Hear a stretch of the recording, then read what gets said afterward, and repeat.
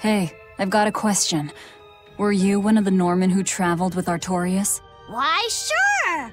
Are you a relative of his or something? Tell me, what happened here? No can do! That ain't something I can just go blabbing about! I'm a follower of Melchior's, who in turn stood behind Claudin. Please, we'd like to know. Well then, this place is where Claudin died. It all happened more than 10 years ago. Claudin had taken an oath never to kill, but he broke it to save the life of Artorias, his most beloved disciple. Another death on his hands. Nah, Artorias didn't do nothing wrong.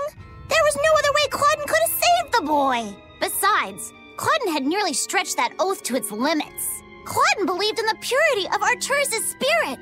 He entrusted his hopes and the very future of the world to his disciple. Sad thing is, Artorias just kept blaming himself for the death of his master. That sounds like him. So he tried to do everything he could to live up to Claudin's ideals, with no one else to help. He traveled the world teaching folks about Malachine and them dreadful demons, and how important it is to have a pure heart. But people had lived in peace so long, they didn't care for his stories.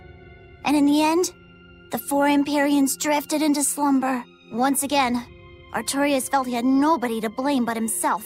So what did he do? He started talking about how if we stuck with him, he'd turn us into demons. So he journeyed to the east, all by his lonesome. He went east. Say! How is Artorias doing these days? What's he been up to? Thanks for sharing your story. I know it must not be the easiest thing to talk about. Midgand has become a dangerous place. You should go back to Norman Island before you turn into a demon.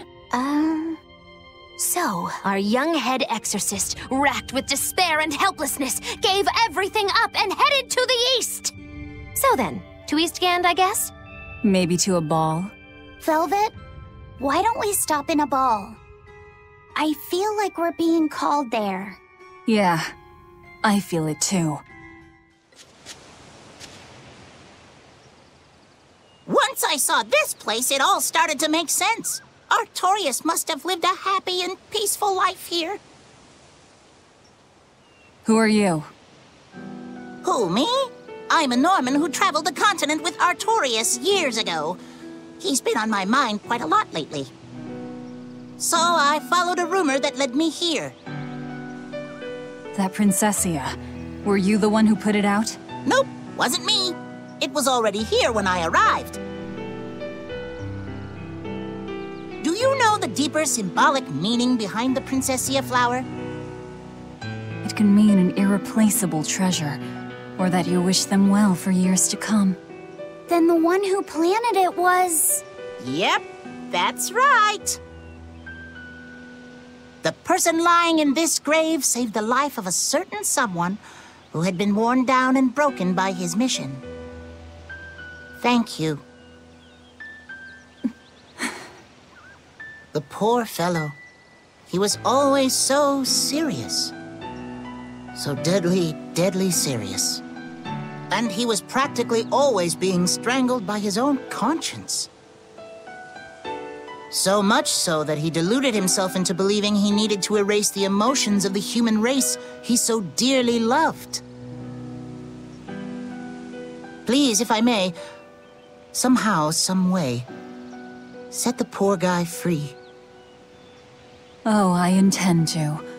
But my version of setting him free might be a bit different from yours.